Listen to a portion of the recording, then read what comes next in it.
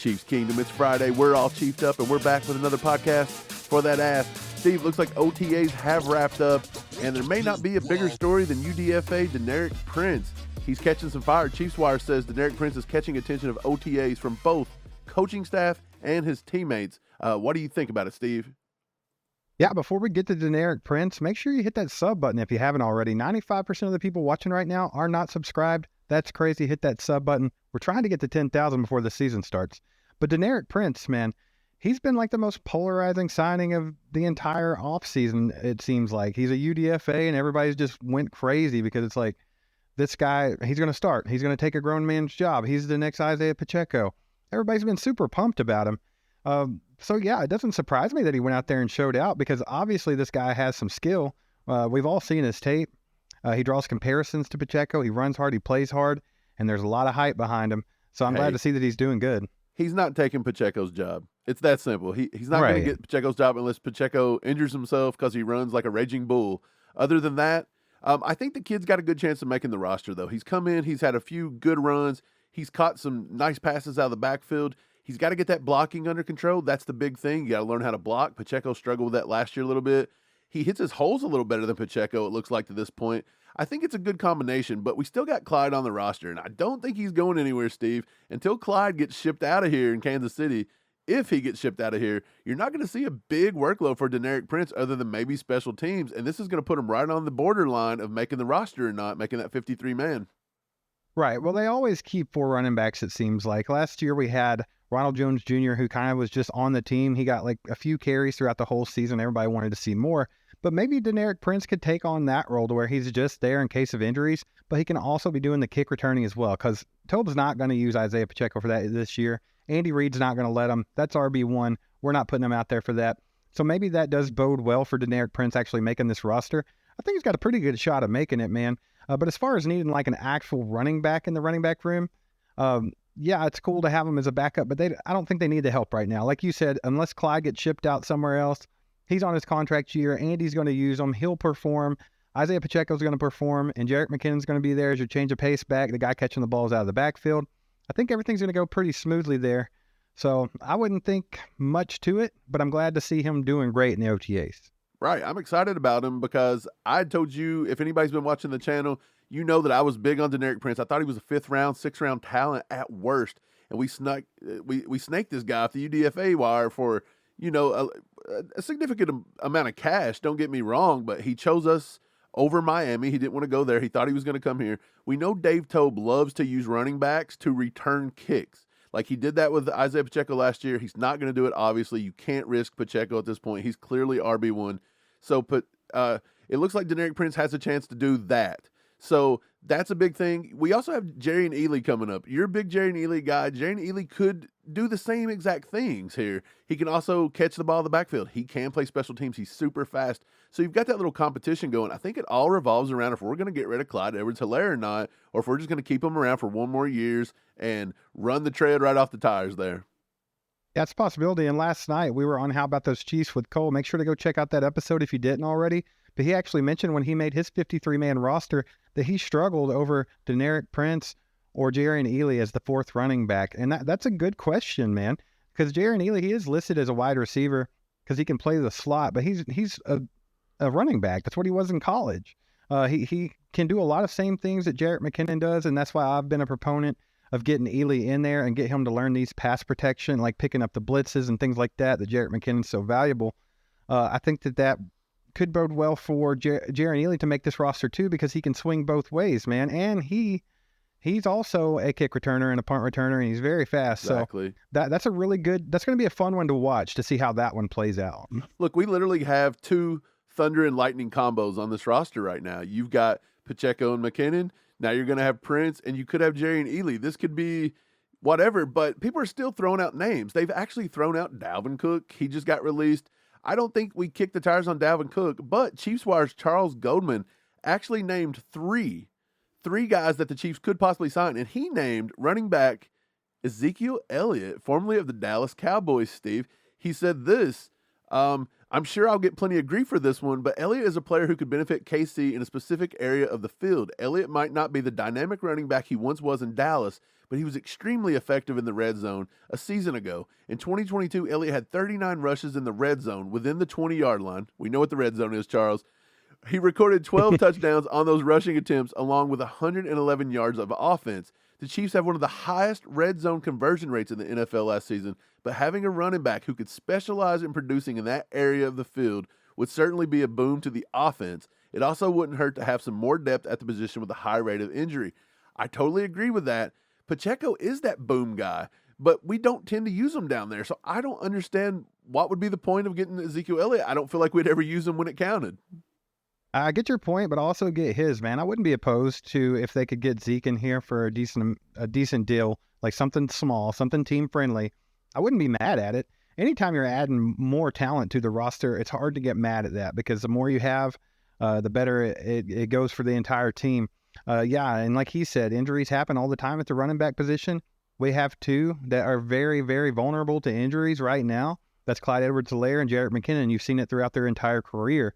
So it wouldn't be that bad to have like a good experienced running back in that room.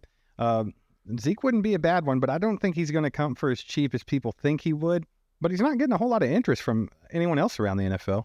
I feel like Zeke's been beat to death. He's been ran into the ground. He's one of those backs that Dallas has used and used and used, and he's never been the shifty guy. He's always taken a beating back there. But I do agree with Charles Goldman. This is not a bad signing. If the Chiefs were to pull that off, I would be okay with it, to be honest. I'm not going to complain over that. I think with you got to have more running backs in the room. It still comes down to Clyde. Are you going to ship Clyde out, or are you going to use him? Even if you do use him, is he going to be healthy? Is DENERIC PRINCE going to make enough of an impact that you don't have to go out and spend money on Ezekiel Elliott? That's the thing. But a lot of people are saying, hey, he's fell off a cliff. Well, in 2022, 231 carries, that was 10th in the league. They're still overusing him big time. But he did finish 21st in the league in yards, 876. He had 12 TDs, which is pretty good. He tied for 4th in the league. He averaged 3.8 yards a carry, which was tied for 51st. Now, I want to say that that's probably an inflated stat on 3.8. 3.8 is pretty good per carry, Steve. That's a first down every 3 carries, which pretty awesome. And if you look at his PFF grades for the whole last year, 72 basically overall. He was a 75.5 rushing. His receiving grade was kind of low, but Zeke can catch the ball out of the backfield. And if you come to an Andy Reid offense, you have to be able to do that. But if you're going to use him for short yardage, you probably don't have to catch the ball in the backfield a whole lot. Jerick McKinnon's got that on lock. Right, that's what I was going to say. They didn't really use him for that in Dallas, and I think he's used to that being his role in Dallas, is just getting those short yardages because they have Tony Pollard. They used him out of the, receiving the ball way more than they ever did Zeke, and he already knows how it goes, man. So if he came over here to the Chiefs, say Clyde were shipped out, and they decided to sign Zeke to fill that hole there, I think he would fall in pretty seamlessly because he's used to there being another guy on the team that can get out there and catch those passes. So he's used to people like Jerick McKinnon in our offense. So if the situation came to where Clyde left, I would be on board with trying to get Zeke at a good team-friendly deal. I wouldn't be opposed to that. Right. And if you look last year, individual game grades, you see a lot of green, a lot of yellow, so a lot of good, a lot of caution here. But look at the green. If you look all the way down the list, it's under fumbled, the fumbles. So it means he takes care of the ball really well. That's something you need. We need that. You need that short yardage. His run blocking is a little sus. That's where you start getting all the yellow. But to be honest, he hasn't looked too bad. The top, it doesn't show that there's signs. We all see with our eyes that he's kind of like at the end of the career. Don't get me wrong. We see it. But when you start looking at these career grades even down through here, look at all these, man. A lot of green on the board. He's been productive. He's been one of the top backs in the league, to be honest. If he's got anything left in the tank, I do believe that Veach will kick the tires on it. I think he's got a binder. We said it last night. Looks like Mitt Romney up in here. He's got a binder of everybody. But yeah, it's just a new league, man. Here's a tweet from Ari Myrov. It says, "Life of an NFL running back in 2023. Dalvin Cook, Ezekiel Elliott, Kareem Hunt, and Leonard Fournette are all free agents. Barkley and Jacobs have not yet signed their franchise tag tenders. The position from a financial standpoint is not what it once was." And you just mentioned Zeke Elliott lost his job to Tony Pollard. Did you ever think you'd see a day when that happened? Right. Yeah, they're just not as valuable as they used to be. And then when they are valuable, it's early in their careers, and a lot of these teams will just run them into the ground. I mean, any running back that goes to Tennessee, they're going to get pounded into the ground. Look at Derrick Henry. They were thinking about getting rid of Derrick Henry this offseason because they know they've already beat the guy half to death. But Thankfully for Hey, him, he's a just freak of nature, and just he's draft still a guy. going. Just draft a guy with no ACLs. That's all you got to do in Tennessee. Just draft it. Hey, you can't blow out his knees if you don't have any knees to start with, Steve. That's their philosophy. Are they the ones that drafted Tyjae Spears? Is that what that was about? Yeah, and then D-Hop apparently wants to go there. So yeah, Yeah. who doesn't? No, but I mean, overall, man, Zeke seems like it would be an okay signing for the Chiefs if they needed it. But there's so many things that could be moving around. We're still early in the offseason here. OTAs are just now going on. We still got a while until camp. So, I mean, there's a lot of time for things to happen. There's lots of different pieces that need to move around and things that need to fall into place. We're still talking about a Chris Jones extension. We're still talking about a Patrick Mahomes extension. We're still talking about, do they want to get DeAndre Hopkins in here? Have they been working on that? We don't know. They could be have something in mind for that.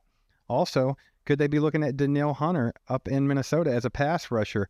Do they want to get rid of Clyde or L'Jarius Sneed in a trade because they're on their contract years? So do they look at Minnesota as a trade partner and try to pull Danielle Hunter in here on the edge? There's so many different things that could be going on right now. It's just very, very hard to call it. It's very hard to predict something like that. But all of these scenarios, Mike, I feel like are decent for the Chiefs. I don't think I would be mad at any of them. Yeah, I'm not opposed to any of this. We do know that the Chiefs do not have any cap right now. We're pathetic. I think I have more in my bank account than the Chiefs have in theirs, and that's getting really bad. But other than that, we just seen Frank Clark yesterday. Everybody knows the news. He signed with the Broncos. It come out that he made something around. I'll bring up the Schefter tweet here. They're giving him $7.5 million, but it's 5.5 guaranteed, and then he has a chance to make $2 million more off incentives. He's already getting 7.5 from us from dead money. So Frank's probably going to make somewhere close to $15 million this year. It was talked that we were trying to get Frank back, and it could have been close, but we just couldn't make it work. He wouldn't take the sweetheart deal. Basically, he thinks he's worth more than that $2 million. He may be. I'm not going to discredit Frank Clark. I appreciate what he done for the franchise, but yeah, we had to move on, and it's all because of the Chris Jones. We haven't got him re-signed. We brought this story up. 3 years, $80 million. That's a projection by Brad Spielberger. $26.67 million per year. We tend to think that 3-year deal, I don't know if Chris Jones will go for the 3-year deal. I think Chris Jones is going to want to get that 4 or 5 for around that 110, 120 million. And if you're going to bring in like a Danielle Hunter's only taking $5.5 million off the cap this year. That's the same as Frank Clark. And as we've said countless times, if you can get a big pass rusher in here and you couldn't get Frank Clark back, that is one of the areas of needs for this team, to be honest. Yeah, for sure. But the Chris Jones extension, that's like project number one. Like that's the one that should have been done 5 months ago. Yesterday. Like let's hurry up, let's hurry up and get this thing done. And I do agree with you. I think that Chris Jones and his agent are going to be asking for more, about 4 or 5 years. And I agree with them. And I think that Brett Veach and them could play ball with that as well. I mean, the guy's only 28 years old. He's got plenty of gas left in the tank. He's the most dominant defensive tackle in football right now. He passed up Aaron Donald on that list last season. And I don't see any signs of him slowing up. And we know that Chris Jones wants to be a Chief for life. He said it time and time again. So I don't see why they couldn't figure out some kind of a deal for around 5 years.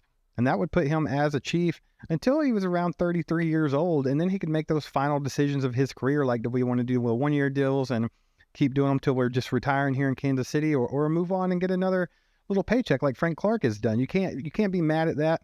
Frank had to get as much money as he could. And it looks like that, we talked about this, but Denver, the in-division rivals, they're the ones that see a little bit more value in guys like Frank Clark, because not only is he a decent pass rusher and he's got some experience, but he can also give them a little bit of an edge over a team that's been whooping that ass for the last 20 years, it seems like. So, hey, Frank, go ahead.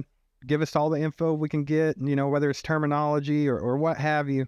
Let's see if we can get a little bit of an edge while we're getting a decent pass rusher as well. But I think everything starts this offseason with Chris Jones getting extended, and that's yet to happen. So that's why we're still sitting here in limbo.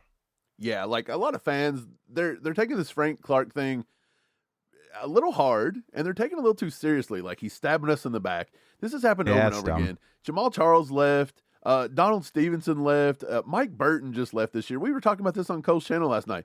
Derek Johnson's went to a rival. We had Rich Gannon who went to Oakland.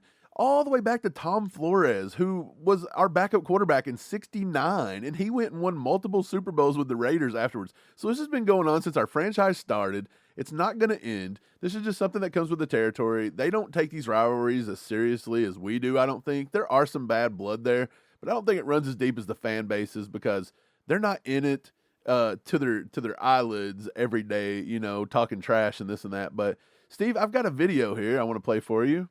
If I can bring it up. It's Greg Olson talking about Travis Kelce and how he's impressed. Let me bring that up and we'll watch this video. I think the reason why, especially for the first year, why a guy like Travis is so unique, for Travis to have 7 years in a row of over 1,000 yards, when prior, humble brag, it was 3. It was me. Humble brag. Baby Greg! Yeah.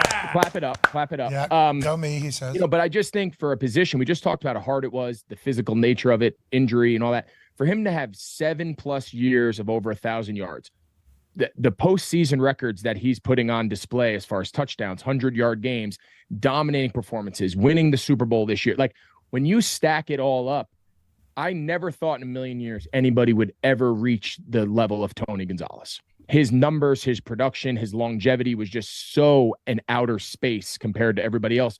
No one even really considered it. Everyone was like, okay, there's Tony, and then I'm going to fight to be in that next group. Travis is probably the first guy that's come along that has shown that, knock on wood, he has the longevity, he has the consistent production.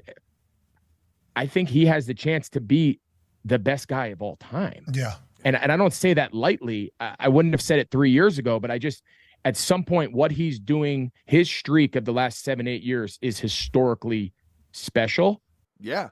I have to agree with him. Travis Kelce is historically special. We've talked about this over and over. We've even compared him to Tony Gonzalez, and there's a lot of sentiment with Chiefs fans about Tony Gonzalez.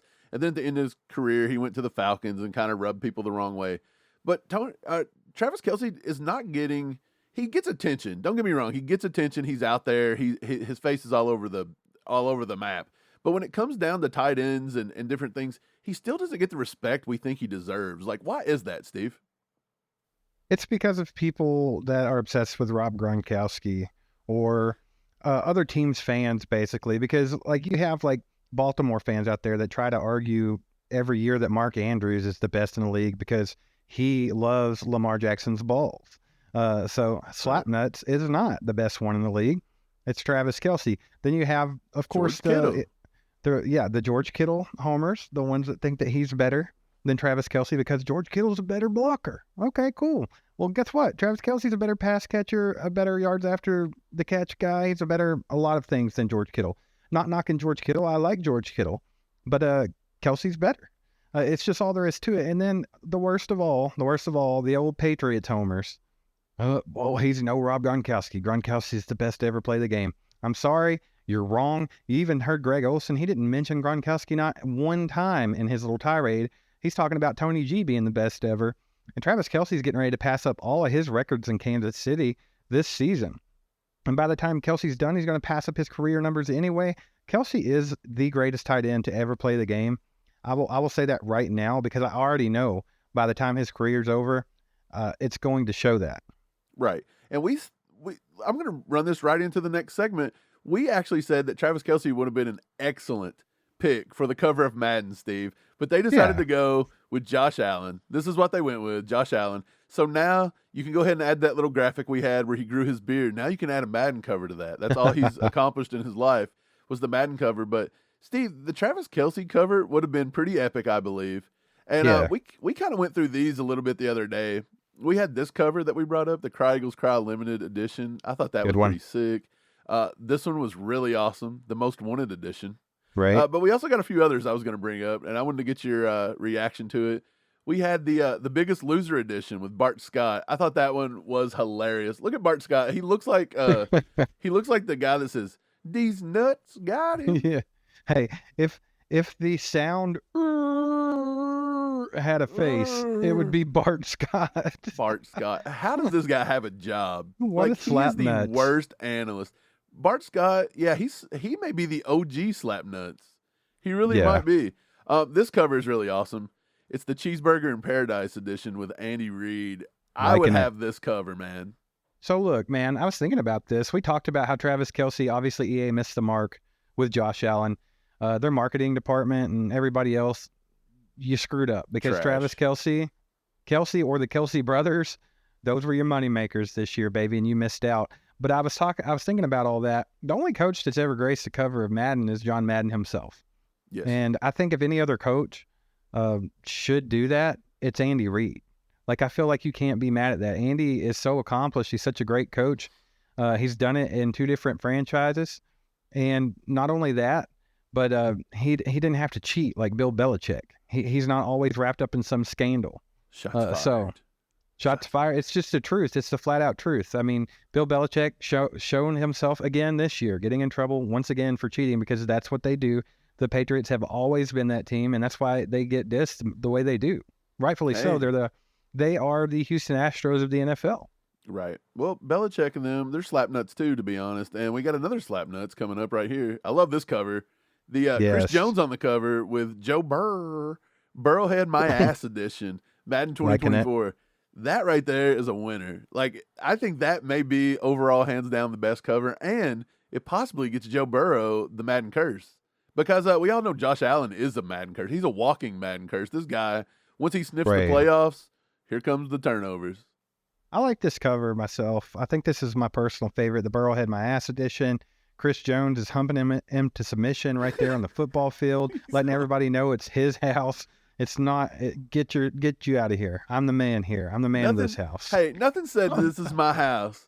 Like just grasping Joe Burrow in a big old bear hug and putting that thing on his back and just letting him feel it for a minute before he and of course the officials look at him. They're probably like blowing their whistles frantically and crying because they're afraid Chris Jones may tackle him. I thought that was the football right there under Joe Burrow's arm, but I'm not so sure. I'm not so sure either, man. We don't know. Chris Jones, man, his bank account's big.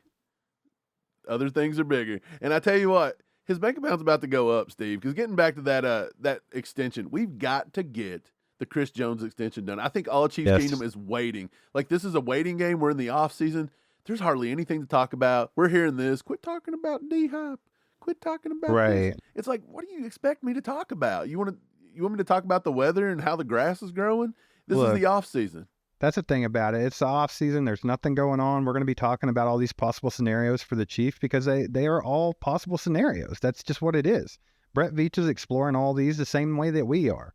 Obviously, he looks at them through a different lens, but I mean, he's looking at these things. So we have to talk about these things, and all of these things that we're talking about are quite possible. Any of them could happen. But like I said earlier, the first domino that has to fall is that Chris Jones extension. So we're just waiting here ever so patiently to see when that happens, and then we'll see how this is going to play out this offseason. Right. I think it's going to be a 4-year extension, $115 million minimum. Could be upwards of 120, 125. What's your best guess, Steve? I'm thinking that he's going to get a 4 to 5 year deal and be averaging probably about $28 million a year. It's going to be a big fat deal. It just is what it is. He's the best, and he deserves it. And I think that he's part of the nucleus that makes this team as great as it has been over the last few years. I think you got Patrick Mahomes, you got Travis Kelce, you got Andy Reid. You got to put Chris Jones in that mix. So don't bust it up. Keep him right there where he's at.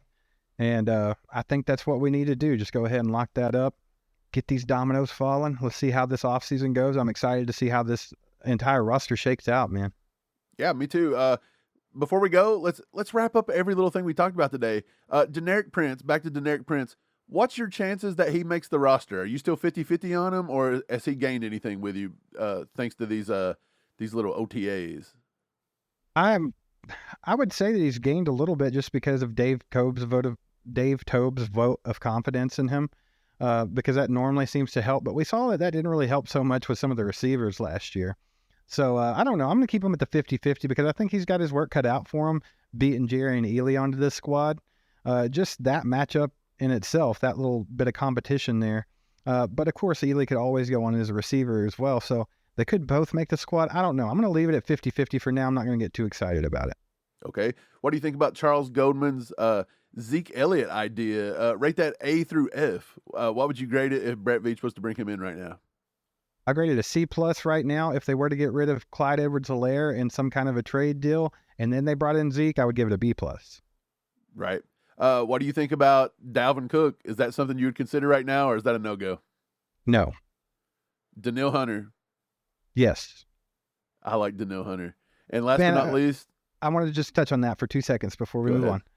The Vikings are such a perfect trade partner for the Chiefs right now because they just released Dalvin Cook, so they have room in that running back room for Clyde Edwards-Helaire. They also need a cornerback. We have a really, really good cornerback that's on his contract year that we probably won't pay after this year in L'Jarius Sneed. And hey, you have a shiny toy that we like up there in Danielle Hunter. We could pay him that $5.5 million this year after we get things worked out with Chris Jones and everybody.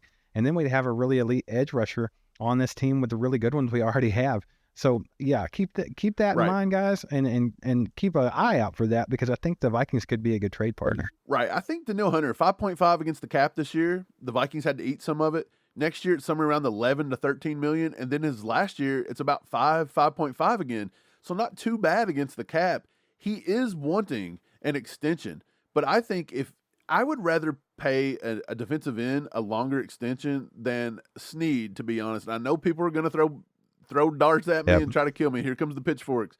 But Sneed he's getting a little older. Danielle Hunter's a little older. They're around the same age. But I would much rather pay the money to the edge rusher than I would the corner, knowing how elite we are in just our draft last year and how deep we've gotten and how Brett Veach can go find those. He's not so good at finding the edge rushers. George Karlaftis was pretty good. We're going to see what Felix does. We're going to see how the Minihue thing shapes up. But other than that, he kind of whiffed. If you guys remember Breland Speaks, like he's starting to do something now in like what? The Canadian Football League, the XFL, who knows what it is, Madden.